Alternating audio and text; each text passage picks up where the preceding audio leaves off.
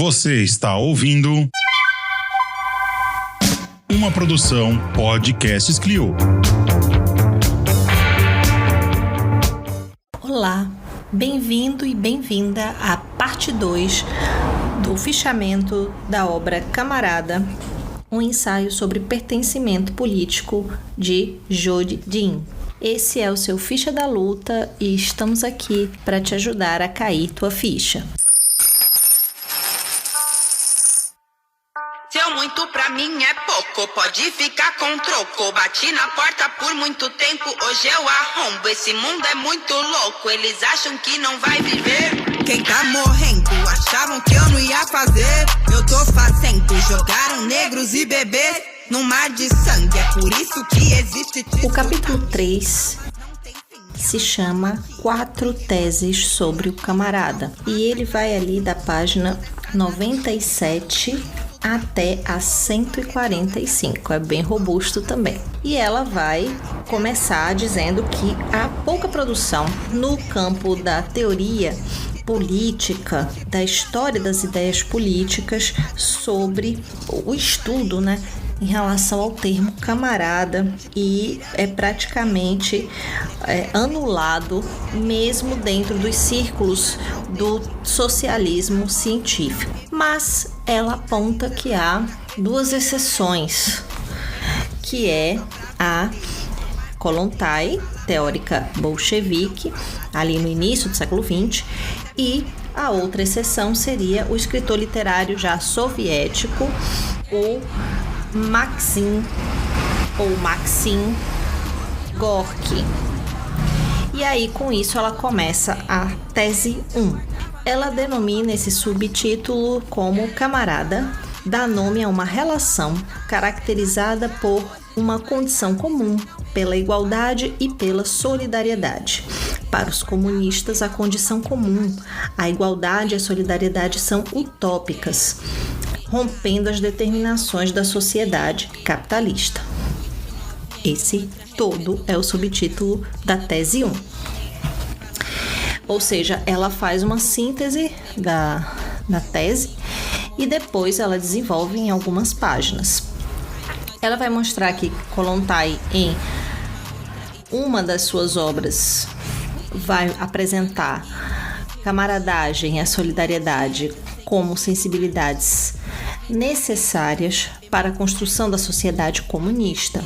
Então, ela vai ligar camaradagem a um sentimento de pertença. De todas as formas, outra avaliação que ela faz nas obras de Kollontai é que camarada aparece como o oposto de alguém isolado. É algo oposto a uma relação hierárquica ou qualquer forma de opressão das formas burguesas de relação, no que tange a trabalho, família, sob o capitalismo. Então, ela vê nas obras de Kollontai já essa significação acerca do termo, ou o que significa, para Kollontai, camarada. De todas as formas, depois dessa breve explicação, ela já vai para o Maxim Gorky, trazendo já um conto que ele tem do início do século XX, que ele publica, e ele o intitula simplesmente como Camarada. E aí ela vai falando que durante a história, diante de um sofrimento miserável, uma palavra vai ressoar ali, que é camarada.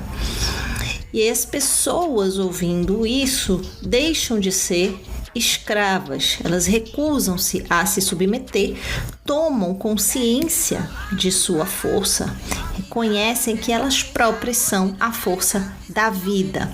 Está lá na página 100.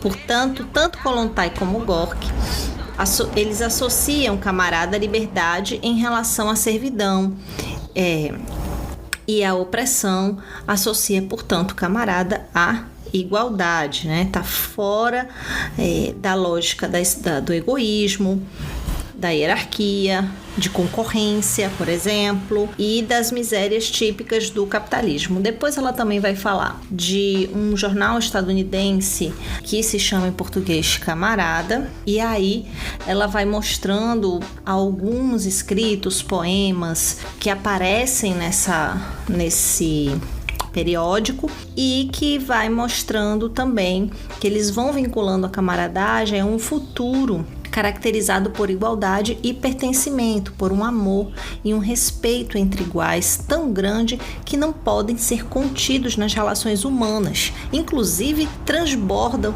para incluir insetos, galáxias e os próprios objetos. Portanto, aqui na página 102 para 103, ela diz que Camaradas marca a divisão entre o mundo de miséria que existe e o mundo comunista igualitário que existirá. A tese 2 é: qualquer um, mas nem todo mundo pode ser um camarada. Ela vai explicar aqui que a ideia é de, ao mesmo tempo, você pensar no que é inclusão e no que é exclusão. Da feita que você considera alguém camarada, você está automaticamente excluindo também um lugar na divisão. Você está dando ali uma divisão e tem quem está para dentro do grupo, do mesmo pertencimento de onde você está, e tem quem vai ficar de fora. Então ela vai colocar que trata-se, portanto, de uma relação que pressupõe divisão e luta. São, nesse caso, camaradas aqueles que se encontram do mesmo lado da divisão. Trata-se, portanto, de uma resposta à fragmentação, à hierarquia, ao isolamento e à opressão, como ela já tinha trazido antes na tese 1. Inclusive, ela coloca que também dentro dessa divisão, desse lado e dessa sensação de pertencimento, há também espaço de não pertencimento. E aí ela explica na página 107. O fato de você não ser meu camarada não significa que seja necessariamente meu inimigo. Você pode ser um espectador, alguém não engajado politicamente, um aliado com interesses próprios que temporariamente batem com os meus, alguém que pode vir a ser um camarada. E aí ela lembra que ser camarada é sempre algo genérico, não é algo único, não é algo que te tipifica, exclusiviza. É o contrário. Então ela vai dizer o que não é camarada nesse sentido da tese 2, que não é qualquer um, mas não é todo mundo. Bom, primeiro, camarada não é família, não é uma relação de parentesco. Portanto, na 108 ela diz: camarada denota uma igualdade achatada, condição comum, impessoalidade e reciprocidade. Há, portanto, na relação de camaradagem, o desejo é de coletividade. Segundo ponto é que camarada não é uma relação mediada por herança. E, portanto, todas as bases relacionadas a relações familiares vão, de alguma maneira, tocar em propriedade, em posse, em transmissão, em nome, em posição. E, nesse sentido, essa relação material e de herança, ela é inexistente numa relação de camaradagem.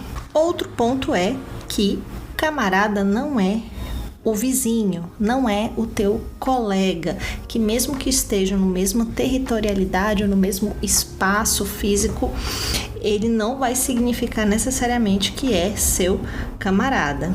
Ou seja, a relação não está atrelada a um espaço, a uma proximidade espacial ou uma sociabilidade compartilhada. Outra coisa também que ela aponta para a gente entender o que não é camarada, é que camarada também não é, ainda que seja um pouco tentador relacionar, como a ideia de cidadão. Não é um cidadão. Ele não está fechado em um estado. Essa figura é oposta, na realidade, à ideia de camaradas, já que eles existem em vários lugares do planeta. Portanto, essa lógica também da cidadania ou da relação que está atrelada a uma relação estatal é oposta à noção de camarada, porque logo está unindo aí um modelo que é oposto ao que a gente pensa quando entende, obviamente, todas as argumentações de Zhou Jijin sobre camarada. E a mais delicada, diria, é a de que camarada não são ou não é um amigo, uma amiga. Essa ela passa aí algumas páginas explicando porque ela alerta. Página 114. Camaradas podem ser amigos, mas amizade e camaradagem não são a mesma coisa. E aí ela diz: alguém pode ter uma antipatia pessoal comigo, mas isso não significa que eu não seja camarada dessa outra pessoa. Portanto, ainda na 114, ela diz: a camaradagem exige um grau de alienação das necessidades e demandas da vida pessoal, necessidades às quais os amigos devem atender. E ainda na 115, ela afirma que é a ideia do coletivo que vai substituir essa noção da amizade, que sempre é algo escolhido, é algo personalizado, é algo individual. E nesse caso, ninguém escolhe os próprios camaradas. Quem faz isso é a coletividade. Isso ela escreve aqui também na página 115. E aí, outro trecho interessante para a gente entender por que camarada não é amigo ou amiga, ela escreve que qualquer um pode ser um camarada, independentemente de gostar ou não de mim, de ser ou não como eu.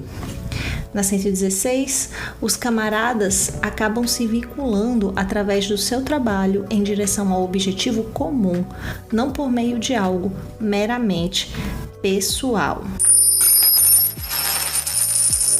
E aí ela conclui o que seria a tese 2, escrevendo que quando a camaradagem desliza para nacionalidade, etnia ou raça, quando ela é confundida com uma relação que deveria beneficiar o indivíduo, quando ela é equiparada às relações mediadas pelo Estado, o corte do genérico se perde.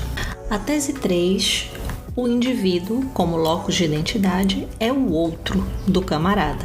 Esse trecho ele é curto em relação às demais teses, e ela diz que camarada sempre vai ter um caráter de relação e não vai estar ancorado em uma identidade individual. E aí ela dá um exemplo: se fôssemos nos tratar por camarada, entre camaradas, provavelmente o camarada viria antes do nome próprio. E aí ela diz: o nome próprio carrega a identidade individual. A forma de tratamento, camarada, nesse caso, afirma uma condição comum. Então, nesse caso, camarada van seria a mesma coisa de, ao invés de dizer senhor, senhora, ou cidadã van, ou cidadã Vanessa, seria camarada. E aí, o termo nega a especificidade de algum título, e substitui por uma insistência positiva de uma condição comum igualadora. Está ali na página 118 para 119. Ao mesmo tempo, exige uma decisão e demarca um corte. Como nem todo mundo é camarada, chamar alguém de camarada assinala uma divisão. Você está ou não conosco? E ela segue esse trecho explicando essa tese, mostrando que camaradas são múltiplos, são também substituíveis e até usa o termo fungíveis. São elementos em coletivo, são coleções. E aí ela define ali na 120. Ser camarada é compartilhar uma condição com outra pessoa no que diz respeito a para onde ambas estão indo. E ela reflete como isso é desesperador para quem está dentro de uma lógica capitalista ou anticomunista. Ela lembra desse detalhe que o termo camarada, inclusive quando ele é esvaziado ali no início dos anos 90, já com o fim da União Soviética e em outras circunstâncias históricas, como o termo ele soa, segundo ela, horripilante, chamar alguém ou escutar camarada. Então ela afirma que existe ali uma especificidade nessa força dessa impessoalidade e por isso o horror. Na última página, então, para ela fechar essa tese, ela diz que é precisamente por estar engajado com outros em um propósito comum, o camarada foi capaz de experimentar um profundo significado político. Tese 4. A relação entre camaradas é mediada pela fidelidade a uma verdade. As práticas de camaradagem materializam essa fidelidade, construindo essa sua verdade no mundo. A tese 4 é a que ela toma mais fôlego para escrever. Tem cerca de 10 ou 15 páginas, não lembro bem. Porém, é também a parte que ela aprofunda de uma maneira bem mais filosófica, vamos dizer assim, sobre o tema das teses. Essa aqui é a que ela mais se aprofunda. E ela já começa dizendo que no século XIX o termo camarada já era bastante circulante ali entre os socialistas. Então, essa primeira lógica, ela acha importante demarcar, e aí ela vai trazendo algumas fontes que ela já usa nos outros capítulos, ela repete nesse, né, que vai costurando o argumento principal dela. Em uma primeira parte, ela vai focar nas palavras-chave verdade e fidelidade. Ela vai explicar o que seria isso. E já numa segunda parte, ela vai trazer 4 atributos para o que seria um camarada e vai também destrinchar eles 4, falar um pouquinho sobre cada um deles.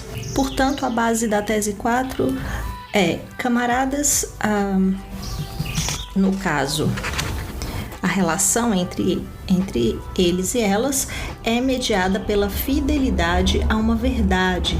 As práticas de camaradagem materializam essa fidelidade. O mesmo lado assinala a verdade a que os camaradas são fiéis, a verdade política que os une e a fidelidade com que trabalham para realizar essa verdade no mundo. Está ali na página 126. E aí, você provavelmente vai também se perguntar o que seria essa fidelidade. E ela tenta nos ajudar também partindo de alguns outros escritos e outras fontes, mostrando que a fidelidade no campo político, ela mostra que é uma dimensão inevitavelmente coletiva da fidelidade, a verificação como sendo a luta de muitos. E aí, o que seria essa verificação? Essa lógica de fidelidade está muito atrelada a outra palavra que ela traz, que é a verdade. E você pode começar a ler e tentar entender que difícil é isso, que verdade é essa que coliga na significação do que é ser uma pessoa camarada. A questão é que a verdade é o mote essencial, inclusive motivacional, da construção coletiva. E aí isso só fica claro quando ela traz um exemplo que, pelo menos para mim, ficou mais evidente em relação à verdade ser algo perseguido, ser algo construído.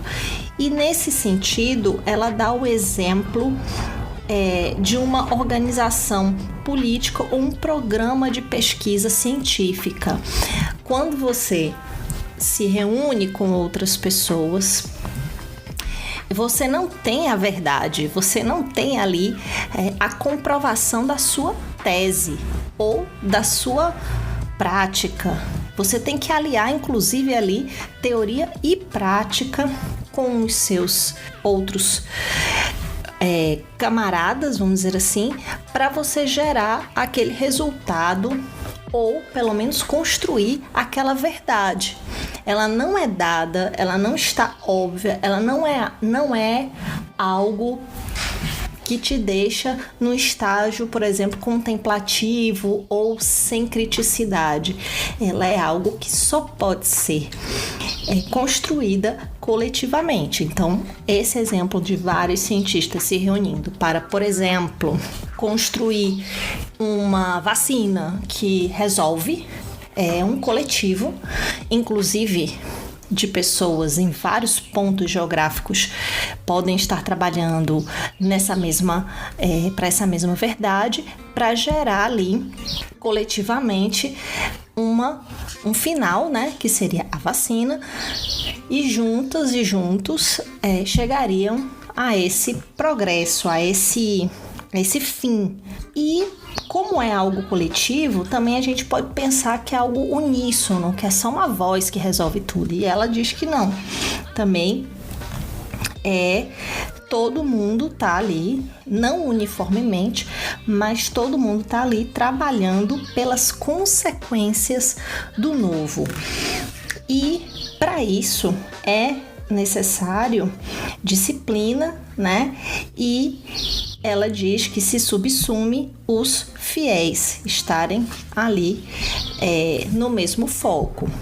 Camarada, na página 128, também afirma o autoabandono que decorre da fidelidade a uma verdade. Seu vetor, seu desdobramento é indiferente às minhas expectativas e inclinações pessoais. Portanto, independentemente do que eu acho do substrato X ou Y que vai naquela vacina, eu sou fiel àquela verdade, ou seja, vamos ter imunizante que vai proteger pessoas de um ataque do inimigo, que seria os vírus. Então, nesse sentido, esse mote que a gente persegue é indiferente o que eu penso ou deixo de pensar. Essa verdade, ela só vai ser real, ou seja, só vai imunizar realmente se todo mundo estiver coletivamente construindo essa verdade. E como é que essa fidelidade, então, ela se realiza? Na página 128, ela também fala sobre isso. Camaradas demonstram fidelidade por meio do trabalho político, por meio de engajamento coordenado e disciplinado. Seu trabalho político prático estende ao mundo a verdade da luta igualitária emancipatória dos oprimidos. Então, depois de explicar um pouco mais sobre isso, ela vai ter uma explicação mais profunda sobre as 4 características principais, que seriam os atributos que ela diz sobre o camarada: disciplina, alegria, entusiasmo e coragem. O primeiro deles é a disciplina. Ela vai afirmar que a camaradagem é uma relação disciplinadora. As expectativas e a responsabilidade de atendê-las limitam a ação individual e geram uma capacidade coletiva. Então, ela vai trabalhar na ideia de que você não está ali como indivíduo, coisa que ela já trabalhou também nos outros capítulos, mas ela está aqui trazendo de uma maneira mais específica, né? Então, ela entende que é a disciplina que nega e cria essa questão do interesse do indivíduo estar subordinado, na verdade, a essa máxima coletiva dos interesses do que cada um está lutando, né? Então, ela vai mostrando também, como eu já falei, com algumas fontes, romances, entrevistas, obras mesmo mais teóricas, também matérias jornalísticas.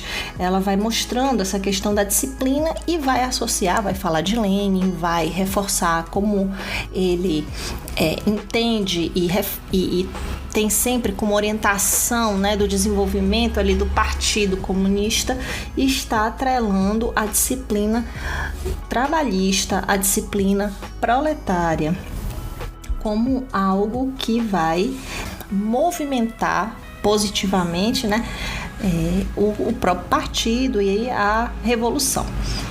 Outra característica também dessa disciplina e dessa disciplina proletária é que ela seja voluntária. E isso também é uma característica importante que ela vai repetir em outros momentos. Ela fala bastante sobre a disciplina, inclusive se tivesse que fazer aqui um pequeno organograma desses atributos, a disciplina estaria em um lugar e coligada a ela estariam os outros atributos praticamente. Talvez com exceção do entusiasmo, mas a disciplina, a alegria e a coragem, elas estão bem entrelaçadas com a ideia de disciplina durante todo esse apartado aqui do capítulo. E aí ela reforça, né, que como camaradas a gente assume voluntariamente tarefas, nos disciplinamos, como isso é algo que, para agir politicamente, não tem como se desvencilhar da disciplina. E depois vem a alegria. E é curioso porque ela vai começar justamente com a ideia de a alegria da disciplina é interna e externa. Tá lá na página 133. A alegria vem junto com a sensação de invencibilidade coletiva. E aí ela dá alguns exemplos dessa alegria, né? Ao mesmo tempo, ela associa que a alegria na camaradagem atesta a liberdade que a disciplina proporciona. Está lá na 134. E logo em seguida ela vai falar da questão dos camaradas fazerem o seu trabalho com entusiasmo, que seria essa terceira característica do camarada. Vai também citar o Lenin, conversas com a Clara Zetkin, como fonte, mas não só, né? Vai ter alguns relatos de pessoas que foram do partido, que são do Partido Comunista no mundo, falando sobre o entusiasmo, do entusiasmo em si. 134, ela diz: o que distingue camaradas de indivíduos politizados e diligentes é a energia acumulada no trabalho coletivo. Na 135, o entusiasmo é o excedente gerado pela disciplina coletiva. Muito interessante. E aí ela vai para a coragem, mostrando que esse atributo não é algo individual. Essa não é uma virtude do indivíduo, é um efeito também da disciplina, é a força que surge como resultado da abnegação em prol da luta comum. Abre aspas. A coragem do camarada inclui a capacidade de autocrítica, de admitir estar errado ou não saber e de, então, corrigir quaisquer equívocos por meio de mais estudo e trabalho. Fecha aspas. E depois ela vai trazer para a gente a reafirmação da importância desses 4 atributos para a figura camarada, fazendo uma discussão, inclusive, sobre o que esses 4 atributos, como eles aparecem com 4 categorias diferentes dessas que ela elenca, e ela defende que o argumento dela dos 4 atributos são mais pertinentes do que o que Badiou e Zizek, incluso, colocam como atributos ou características do camarada. E aí ela vai fechar esse capítulo lembrando que a disciplina é o eixo central. Ela vai defender a disciplina nesses contra-argumentos que ela vai construindo em relação a Zizek e Badiou, lembrando que a disciplina ela tem que estar sempre focada em algo que vai tornar o coletivo forte e lhe dar capacidade, senão a disciplina também vira um problema, vira um inimigo quando ela é excessiva, quando, enfim, não se bate metas cada vez maiores, e aí você vai deixando de ver a pessoa ao lado como camarada e sim como um inimigo. Para fechar, ela faz uma revisão dos 4 itens, né, das 4 teses, que ela trouxe durante todo o capítulo, e conclui que, aí eu tô trazendo só um trechinho para você, na página 142. A principal virtude dos camaradas é a solidariedade. A fidelidade é demonstrada por ações práticas, consistentes e confiáveis. Em termos gerais, isso está na página 143, na maioria dos partidos socialistas e comunistas revolucionários, espera-se que os camaradas se engajem nas lutas dos oprimidos, se organizem para a revolução e mantenham certa unidade de ação. Sem essas expectativas de solidariedade, camarada, como pronome de tratamento, é um significante vazio. E vamos aqui para o 4º capítulo, o último do livro. Também tem a mesma métrica e ela fez algo bem balanceado em número de páginas de todos os capítulos. Eu tendo a achar que esse é um pouco maior, não fiz bem as contas. O título do capítulo 4 é Você Não É Meu Camarada. Ela faz uma breve introdução e aí depois ela já começa com os subtópicos, que no caso serão 4: expulsão, renúncia, afastamento e o fim do mundo. Ela alega, inclusive, que os fracassos acontecem e esse capítulo vai ser dedicado a refletir sobre isso, a aprender também com o fim da camaradagem. Tópico expulsão. Ela já inicia deixando claro pra gente que sempre quando falamos em expulsão é ou pode ser analisado como uma atitude muito intolerante em geral, mas sobretudo quando se tratava do Partido Comunista. Ela vai demarcando ali a primeira metade do século XX como um espaço, um período, né, de muita crítica em relação a isso, inclusive uma falta de prática democrática à expulsão. Bom, e o legal assim é que ela vai trazer 2 exemplos reais que aconteceram nesse período histórico, mostra também um pouquinho ali para trás, inclusive expulsões de grandes lideranças como Trotsky, né, e outros que foram expulsos a rodo. Então ela diz, teve uma fase que era assim mesmo, muita expulsão, visto como uma forma de expurgar aquilo que estava trazendo algum tipo de instabilidade, talvez, para o partido. Bem, nesse caso, ela já começa afirmando que tem o ponto de vista dos comunistas sobre o ato da expulsão em si, que é a questão da disciplina como algo fundamental para entender a própria organicidade do partido. Então ela dá esses 2 exemplos que eu não vou detalhar aqui para vocês, mas eles estão bem fáceis da gente assimilar, os debates.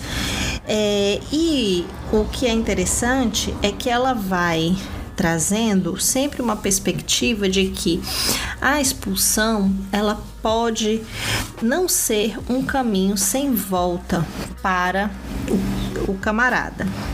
Pode ser uma oportunidade de educação, sempre uma visão de uma chance de retornar. E ela vai dando nesses dois exemplos essa chance aí da gente refletir como expulsão poderia funcionar nesse sentido. Ao mesmo tempo, ela mostra como é também traumática a coisa dessa expulsão.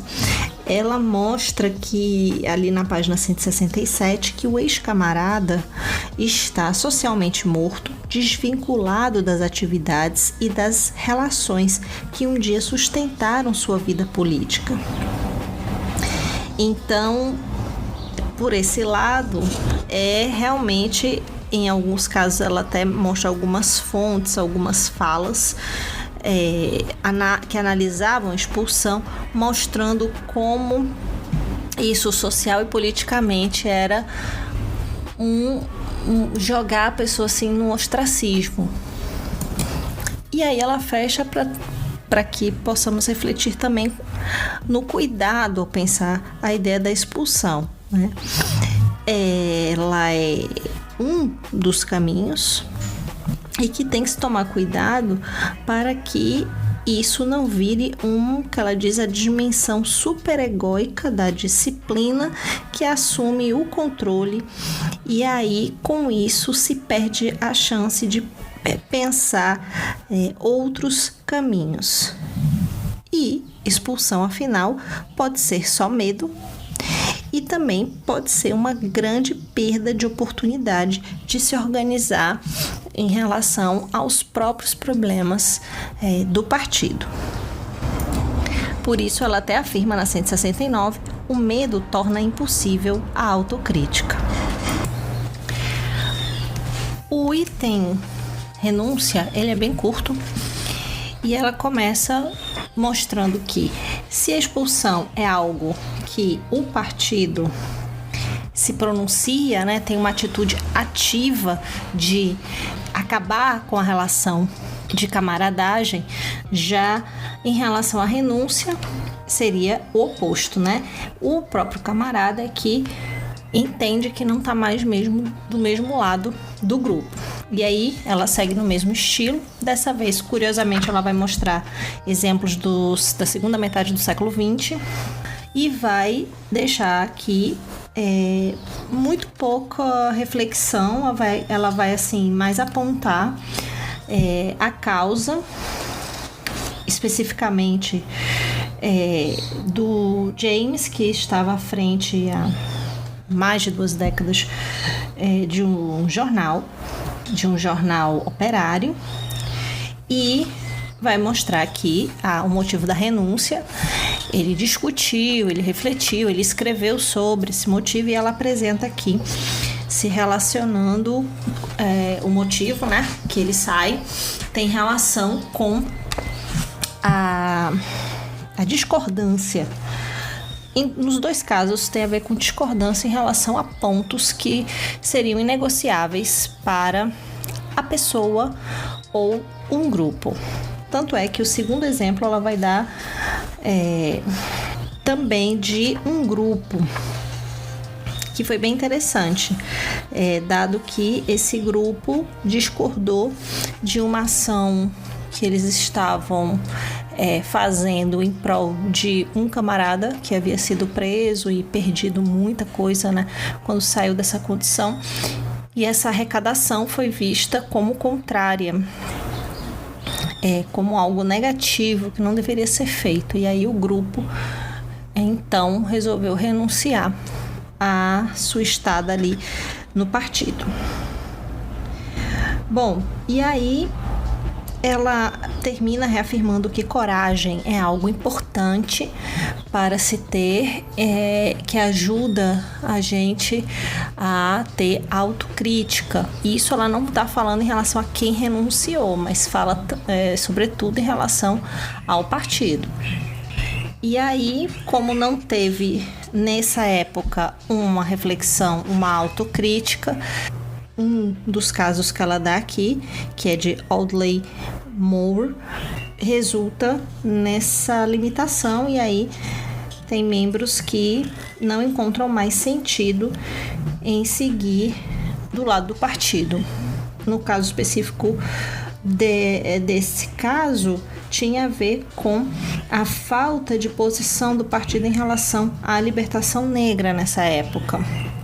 O tópico afastamento também é curtinho e ela também não tem um aprofundamento, vamos dizer assim, teórico, filosófico muito grande, mas ela tem uma breve definição, primeiro qualificando, né, dizendo que o afastamento ele é menos dramático do que os outros exemplos, né, os outros tipos de considerar que alguém não é camarada. Então, ela afirma que para alguns a intensa intimidade do trabalho político vai se dissipando aos poucos, desgastada por exaustão e desilusão. Está lá na página 175. E aí ela vai dizendo que o ânimo vai diminuindo, né? Aquela alegria, todas aquelas características que ela colocou como típicas ou próprias de quem está do mesmo lado, se esvai. E ela diz, o contexto, o lado acaba, né? Então, essa é a característica principal de ter uma relação de menor vínculo, de menor envolvimento. E ela disse que o afastamento não é um único modelo que vai definir o que rola, né? Ela vai explicar que existem muitos tipos, né, de desligamentos desse tipo. Esse afastamento pode gerar, por exemplo, ter um rompimento e esse término da camaradagem gerar novas organizações, né? Como ela falou da própria Rosa Luxemburgo, né? Que sai do Partido Social Democrata Alemão e funda o Partido Comunista na Alemanha. Disse que outros ex-camaradas já se tornam renegados, traidores, informantes, e outros ex-camaradas podem até se tornar inimigos mortais. Já outros acham sempre uma maneira de ser chamado de camarada novamente, ainda que ela associe isso mais a um vínculo de afeição do que a confiança plena no compromisso mútuo, como era antes, quando camaradas. O último tópico é o fim do mundo. Nesse tópico, ela vai usar unicamente um romance dos anos 60 de Doris Lessing. E aí ela vai mostrar que ela tá ali explicando como e ela própria é do Partido Comunista da Grã-Bretanha, vai mostrando um declínio, o êxodo que se espalharam pelo mundo comunista ali dentro desse contexto que ela estava vivendo.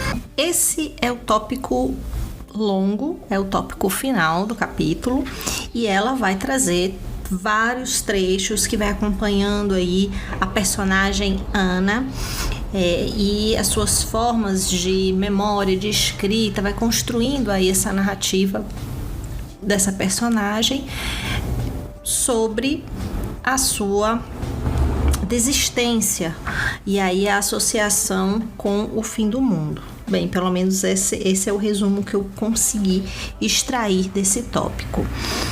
A Ana, ela fala como se sua saída do partido fosse deixá-la em algum tipo de atoleiro de torpeza moral. Isso ela traz num trechinho aqui da página 183. E a própria autora vai falar pra gente que esse tipo de sensação de que, enfim, não tem esperança ou não acha mais sentido na disciplina, nas suas tarefas e coisas do tipo, ela percebe que isso tem ali uma demarcação temporal do partido, que é esse mundo que a autora do romance retrata, a Lessing, que é o mundo da esquerda, não apenas depois de 1956, mas também depois de 1968 e 1989. Abre aspas. É o nosso mundo que parece esgotado demais, mesmo para o velho e desgastado liberalismo. O fim da camaradagem é o fim do mundo. O não sentido, o desconexo, a loucura e a insistência desorientadora e desprovida de sentido no eu. Isso está na página 192. Com isso, ela encerra essa ideia do Você Não É Meu Camarada e tem uma única página, vamos dizer assim, conclusiva, que ela é muito resumitiva, vamos dizer assim, de várias pontuações e da essência do que a Jodi trouxe para nós durante esses 4 capítulos. Se você ainda não ouviu a parte 1, ela também já está disponível. E aí você vai ver toda a lógica do que ela traz nos capítulos 1 e 2.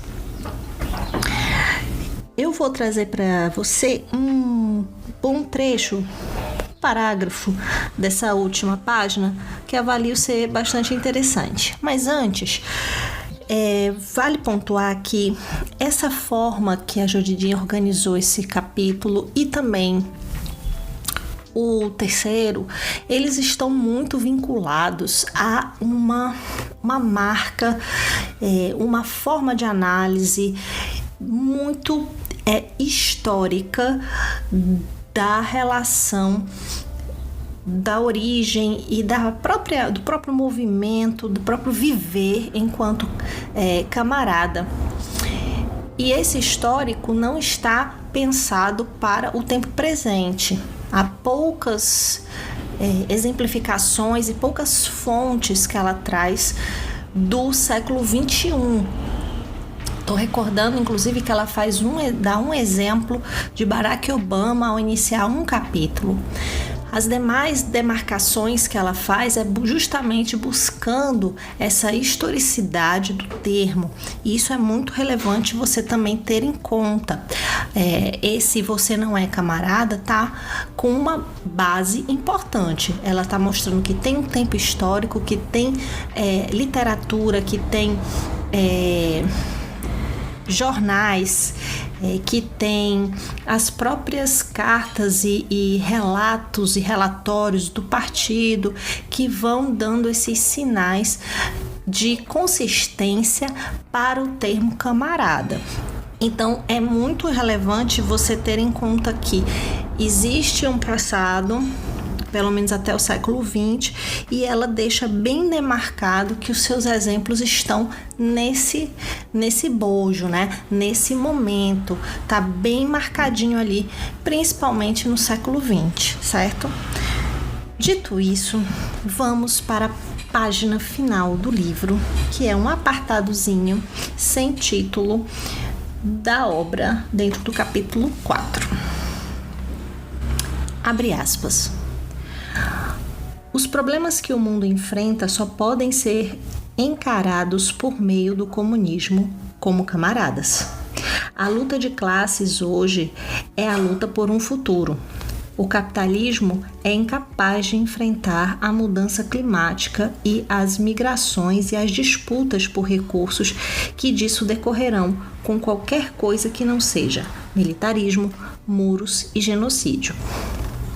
Ao mesmo tempo, a camaradagem não é algo isento de riscos, não é uma solução mágica para todos os problemas que a esquerda, muito menos o mundo, enfrenta. Mas ela é a única forma por meio da qual esses problemas talvez possam ser resolvidos. Qualquer coisa a menos que isso nos condenará à concorrência, ao individualismo, ao cinismo e à melancolia em que estamos chafurdados. Para que ao menos sejamos uma esquerda, precisamos ser camaradas. Fecha aspas, página 193.